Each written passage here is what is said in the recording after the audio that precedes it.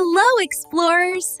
Today, we're going on a space adventure to learn about our solar system. 3, 2, 1, blast off!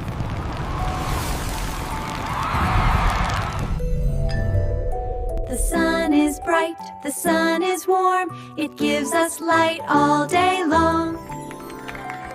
The sun helps all living things, plants, animals, and people. The sun helps our plants grow strong and green.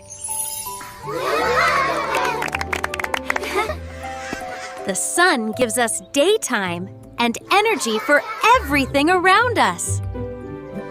When the sun goes down, we get nighttime. Wow! The Earth moves around the sun. That is why we have day and night. We must stay safe in the sun. Wear hats, drink water, and use sunscreen. The sun helps all living things, plants, animals, and people. This is Venus, the hottest planet in our solar system. It's covered with thick clouds. This is Mercury, the smallest planet and closest to the sun. Now, here's our home, planet Earth.